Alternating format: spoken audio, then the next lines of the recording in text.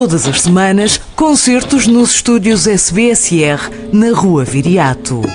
1 hora de rádio, de música ao vivo e em direto, sem rede. Quinta Viriato, quinta-feira, às 6. Repete sábado, às 5 da tarde.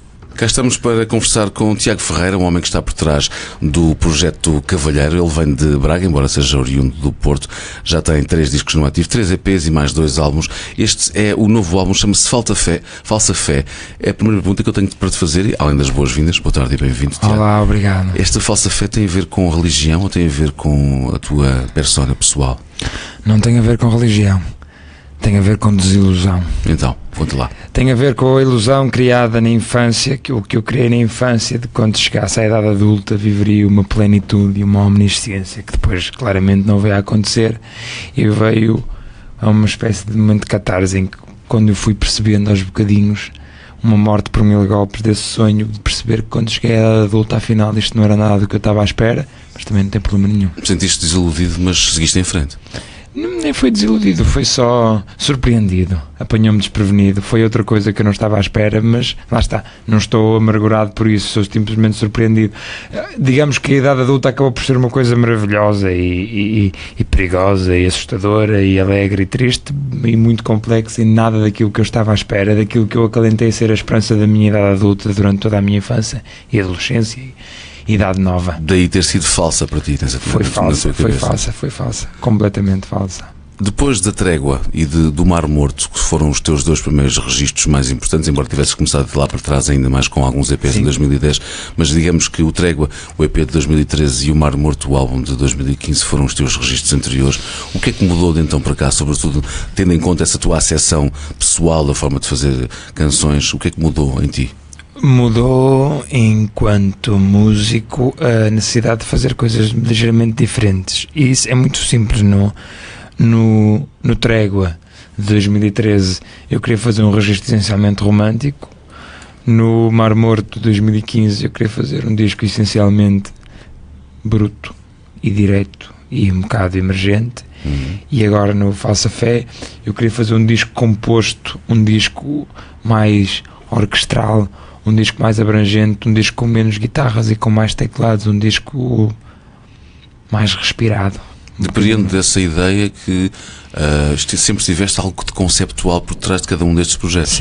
Sempre. Não que eles sejam álbuns conceituais naquela acessão mais convencional da palavra. Mas há uma ideia bem definida por trás de cada um deles. E é a gênese dos discos. É sempre a primeira ideia, é o título do disco, e depois a partir daí crio ali um espaçozinho mental no qual vou pondo as ideias todas que vou tendo para as canções. A primeira coisa que eu decidi para este e para todos os discos foi o título, e o título é um conceito em si mesmo. E aqui era esta chegada, esta permanência na idade adulta, porque também já não sou nenhuma criança, e a comparação da minha vida com os meus planos, e às vezes as coisas aconteceram, outras vezes completamente ridículos os planos que eu tinha ou as expectativas que eu tinha e as coisas que depois me aconteceram. Depreendo dessa maneira de ver as coisas que faças também o desenvolvimento das tuas canções partindo do título das canções e da letra, e depois é que fazes a música, ou é ao contrário? É um misto. Há digamos que as músicas nascem de várias maneiras, por isso não há propriamente um método de trabalho, mas a maior parte das vezes eu escrevo primeiro o tema, escrevo primeiro a canção, e depois fico um bocadinho a olhar para ela e deixo-a estar sentada para que ela própria me diga sobre o que é que ela quer ser cantada. A toada do disco é uma coisa um bocado indizível, porque eu não a escrevo, nem sequer sei escrever música, por isso deixo um pouco de parte. Primeiro faço a música, juntas uns acordes e depois fazes vejo uma melodia que te encaixa, e depois vejo o que é que eu consigo dizer, o que é que aquela música me está a sugerir, se me está a sugerir uma toada alegre, que é curiosamente o lado exatamente ao contrário da lógica de pensamento quando tu pensas no nome de um disco para construir a partir daí, não é? É. Não deixa de ser um bocadinho antagónico. Completamente antagónico. Eu acho que sou... Daste bem com essa lógica tão antagónica em ti próprio, ou seja, de repente pensas num nome para criar um álbum, mas depois as canções são feitas primeiras melodias e depois é que surgem as letras. É um quarto escuro para mim, eu não tenho formação musical, eu não sei fazer de outra forma. Isto nem é difícil nem é fácil para mim. É uma busca permanente? É a única maneira que eu sei fazer. A única maneira que eu sei fazer música é esta, é um bocadinho acidental e é um bocadinho caótica e eu não consigo registá-la, não consigo escrevê-la, por isso tenho que memorizar na minha cabeça. Mas tem resultado, não é? Ao fim de ter alguns discos já, se usas sempre esse método, não me parece que não tens mal com ele. Mas eu compreendo perfeitamente. Por exemplo, eu antes de fazer esta investida no cantautor, se assim posso dizer, eu tocava bateria. Ah, sim. Isso não sabia, curiosamente, a teu respeito. E tocava bateria e comecei a tocar bateria como comecei agora a fazer músicas e a escrever, ou seja, comecei sozinho e pronto, comecei a tocar, comecei a gravar, comecei a dar concertos e só depois é que comecei a perceber o quão errada era a minha forma de tocar bateria, mas como isso me ajudava a ser mais identitário e mais original. Claro. O facto de eu ter apesar de não ser boa, era sui generis, era a tua forma. Exatamente. O facto de eu, bem ou muito mal, me ter ensinado a tocar piano, a tocar guitarra, a tocar bateria, a tocar baixo, a cantar, ajuda-me porque eu sei fazer isto. Ninguém me ensinou. Fui eu que aprendi a fazer isto e fui eu que bem ou mal, é assim que consegues fazer. É assim que consigo fazer. E assumes isso completamente? Completamente. E aquilo pode estar mais ou menos bem composto, mais ou menos bem tocado, mas fui... Mas verdadeiro. Porque eu acho que se tivesse uma formação, e não quero com isto dizer que sou o melhor ou pior músico, claro. Pior seria com certeza. É a tua maneira de fazer as coisas. Mas assim ajuda-me a não ser tão influenciado por outras coisas, pela minha própria formação, pelo aquilo que fui aprender a fazer. Ou seja, eu tenho que me desunhar, tenho que aprender a falar uma língua se quero dizer alguma coisa. E assim é assim que eu tenho trabalhado. Mas não é fácil mantermos alheios às influências, pois não? Não, de todo.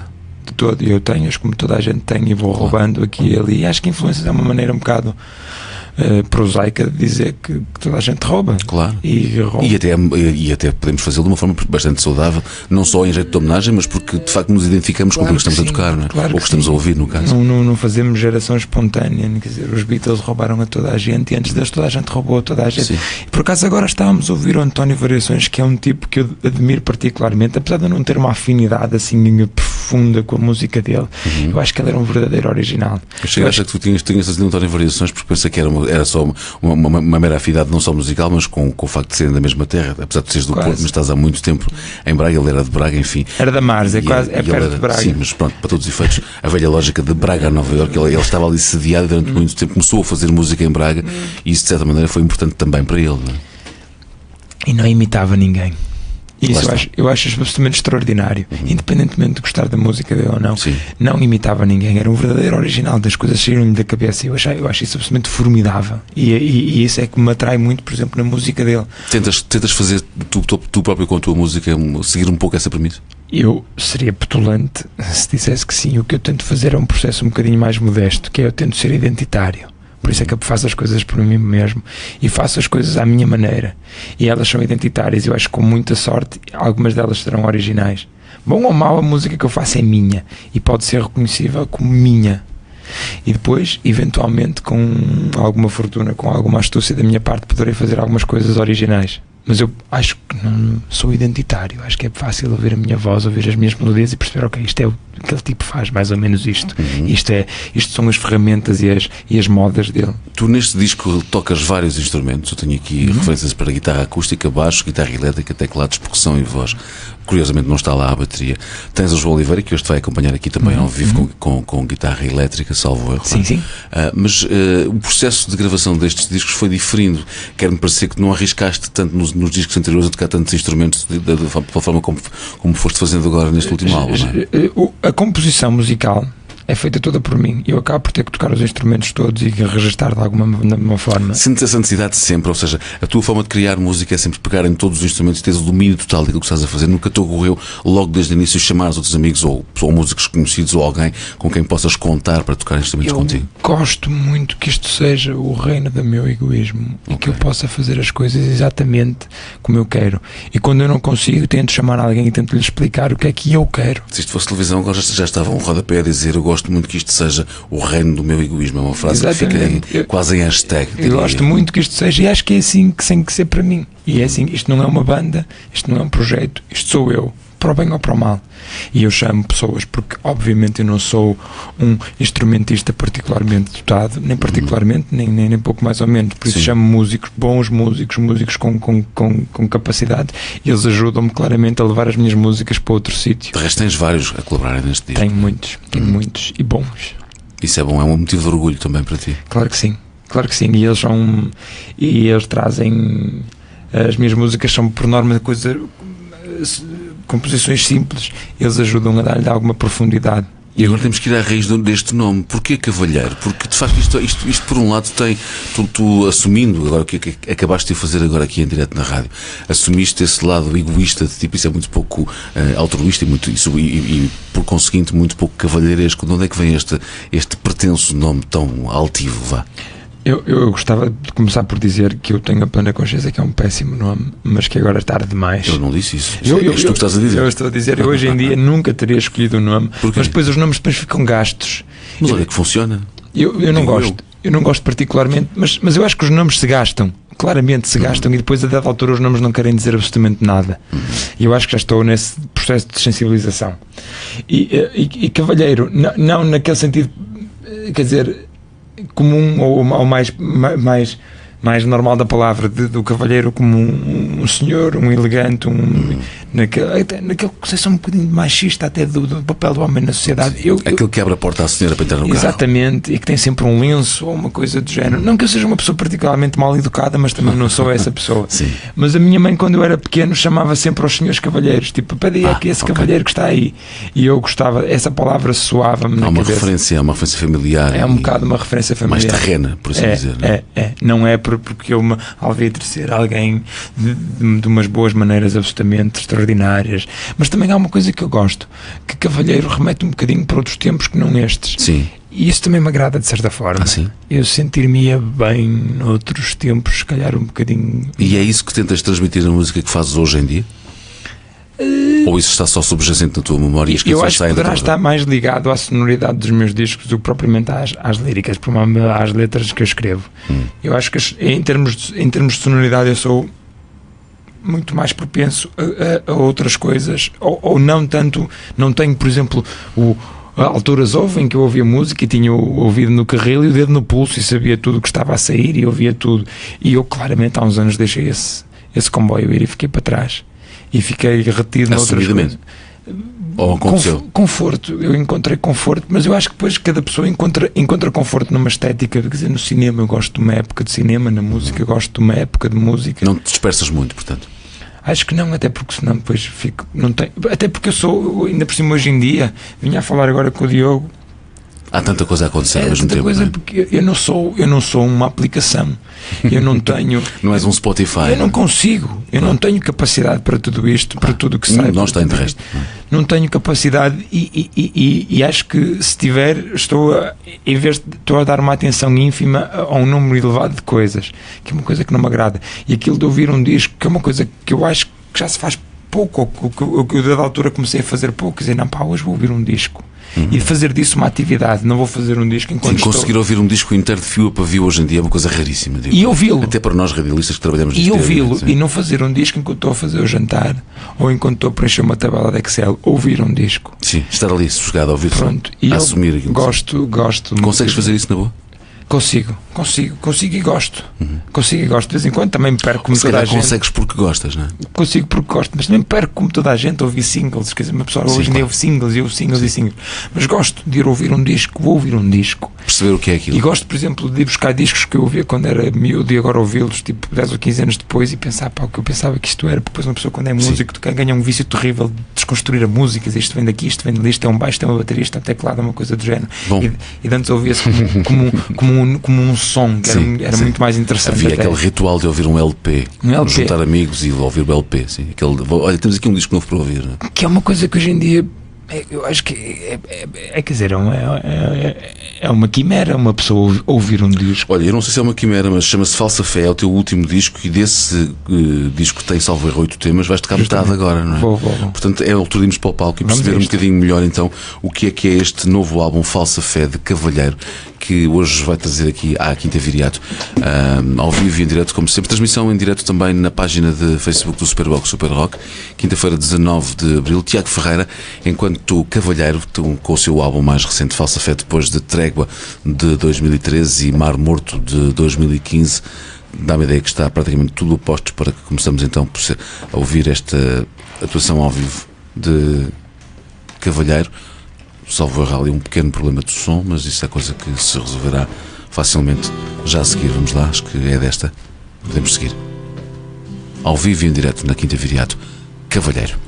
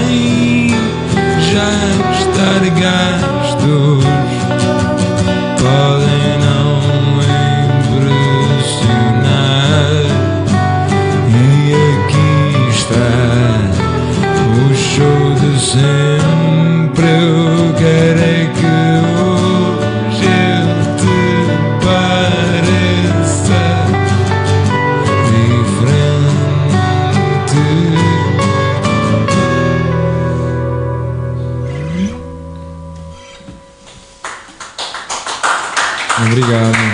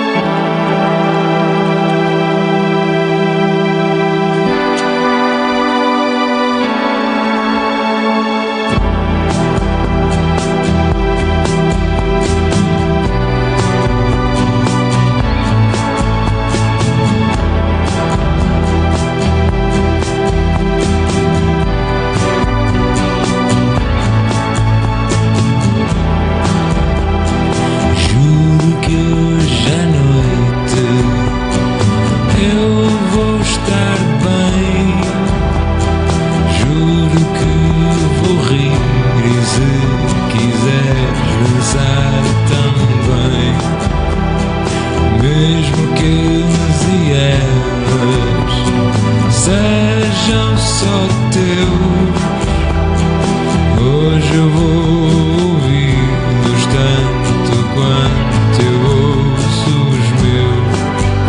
se alguém quiser, consigo acertar. E se alguém disser que o tempo vai mudar, eu não vou gritar, não os vou tentar matar, eu não vou fugir, eu vim para te servir.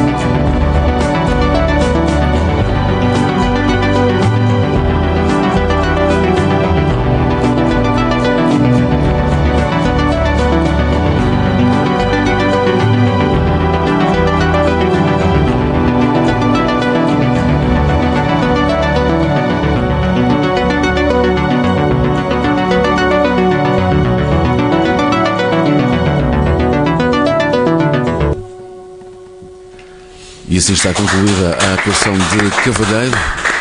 Esta chama-se Dançar Também. Foi o quarto tema tocado aqui do disco mais recente, Falsa Fé. Começámos com Remocei, também Midas e Bandi, por ordem de entrada em cena. As canções que Tiago Ferreira, enquanto Cavalheiro, trouxe aqui a esta sessão da Quinta Viriato. Tiago, mais uma vez, voltamos à conversa para... Correu bem o concerto, não foi? Obrigado. Acho que sim. Assim. Para ti também, o som estava bom? Estava bom. Ainda bem. Isso é o mais importante, é que façamos o som chegar da melhor maneira lá fora. Quem nos ouve, já sabe, em Lisboa 90.4, no Porto 91.0, sbsr.fm, em qualquer parte do mundo. Esta também está a ser feita, como sempre, todas as quintas viriatas estão a ser feitas em transmissão live streaming para o site oficial, a página oficial do Facebook da Superbox Super Rock.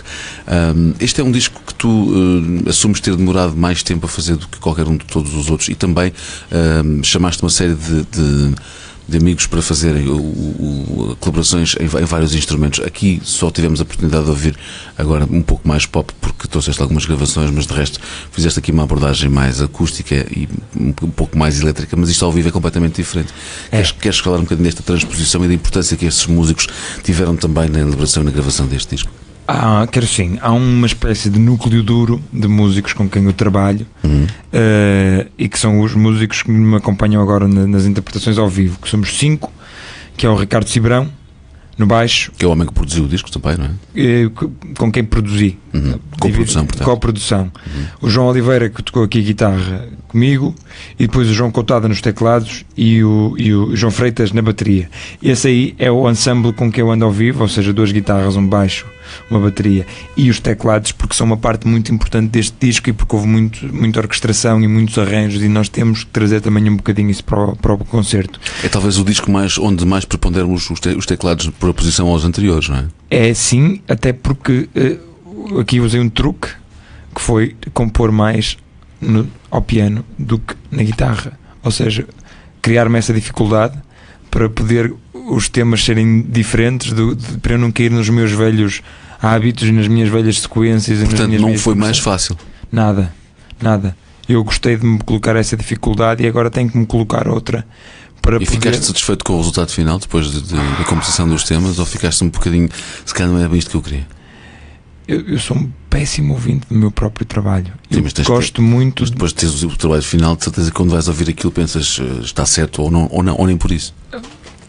Eu gosto muito das canções quando elas me ocorrem na cabeça, e a partir daí é um processo de perda. com o qual tenho que lidar. Então como é que fazes isso depois ao vivo? Como é que recuperas essa vontade de as tocar e de as reviver, ou de as fazer reviver perante o público ao vivo? Ao vivo é um campo... Eu tenho vindo a desenvolver uma teoria de que música ao vivo é uma coisa completamente diferente. Música é música, ao vivo é uma arte performativa e nós estamos ali a fazer um espetáculo e é uma coisa diferente. Sim, mas as canções valem o que valem. Quando tu crias uma canção e depois acabas por expor ao vivo, a tendência natural é que ela cresça e não que diminua, certo? Ou pode mingar muito, ou pode ser um desastre ao vivo. E há músicas que evidentemente, e há ensembles e há músicos que ao vivo são absolutamente extraordinários e que aquilo agiganta-se ao vivo. Sim. E eu tento fazer uma coisa diferente. Eu tento que as canções ao vivo sejam um pouco mais intensas. Também seria difícil replicar na perfeição o disco, porque por causa das orquestrações, por causa dos músicos que foram envolvidos, até por causa de uma questão dos silêncios que é preciso, e ao vivo ele torna-se num exercício um bocadinho mais intenso, um bocadinho mais duro, um bocadinho mais volumoso. Mas não quer dizer que ele não possa existir. O que eu te queria dizer era que, relativamente à minha música, eu fico muito contente quando ela me ocorre. Quando eu estou a fazer, estou mesmo ali num estado que nem sequer é típico meu, entro numa espécie de transe em que não sinto frio, nem fome, nem nada, e que fico ali completamente embrenhado, e às vezes já dei por mim... É um processo muito solitário para ti, esse processo de composição? 100%. É uma música que eu ouço primeiro na minha cabeça, ou que me ocorre quando estou a tocar de uma forma relativamente aleatória, e depois há ali um clique qualquer e eu tenho que registar aquilo. Li alguns que destas 3 fases diferentes, primeiro a composição, depois a gravação do disco em estúdio e depois a transposição para ao vivo, destas 3 aquela que mais te agrada é claramente o estar em estúdio a gravar. Porquê? Porque é mais construtivo, é pegar em nada e fazer alguma coisa, é conseguir ter os meios todos. Achas que depois de compor uma canção, levá-la para o estúdio para gravar é pegar em nada? É pegar num tosco. É pegar num tosco e ter os meios todos à minha disposição e ter os músicos, e é uma coisa que para mim é um brinde, não é? Ter os músicos, ter o técnico, ter os microfones, os instrumentos, tudo prontinho para poder fazer composto a ideia final. Exatamente, composto. É a feitura da coisa que me agrada muito. É quase uma coisa artesanal, portanto. Sim. Agora, agrada-me muito que a canção tome forma, que comece a substituir aquele som muito fraco que eu gravei em casa por um belíssimo som, por um instrumento que eu consegui arranjar emprestado e que é um ótimo baixo e que está a soar maravilhosamente. Isso aí dá-me imenso prazer.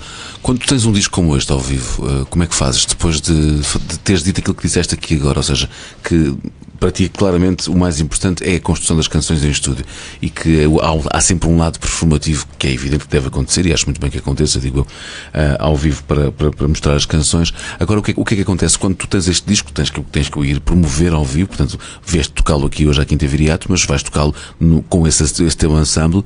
O que é que difere e como é que tu ages perante a tua própria música quando tens que mostrar isto ao vivo, quando marcas concertos e quando vais tocá-los para uma plateia de gente?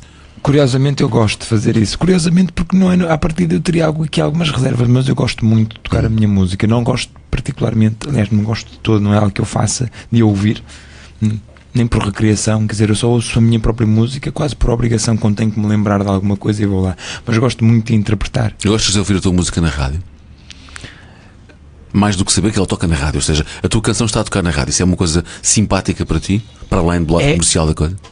Ou seja, há aquele momento do desconforto de me estar a ouvir, que eu não gosto particularmente de me ouvir, mas depois há uma coisa que é absolutamente maravilhosa, que é, eu sei que quando a minha música está a tocar na rádio, está a chegar para as pessoas. Exatamente. E isso é fabuloso. Eu poder, alguém me dizer que gostou de uma música minha, é uma coisa absolutamente maravilhosa. É extraordinário, quer dizer, eu ter feito alguma coisa no meu quarto, e essa coisa que eu fiz no meu quarto depois de ter sido gravada, e depois alguém ouvir isso, trazer-lhe algum prazer ou, quer dizer, ou emocional de alguma forma. Isso eu acho absolutamente extraordinário. Por isso, sempre que eu ouço a minha música na rádio, tento disfarçar o desconforto que tenho em ouvir a minha própria música e pensar, pronto, olha, se calhar está alguém agora a conduzir chateado para casa e ouviu a minha música, e se calhar aquilo até o alegrou ali um pouco, ou lhe trouxe ali um momento qualquer interessante no seu dia.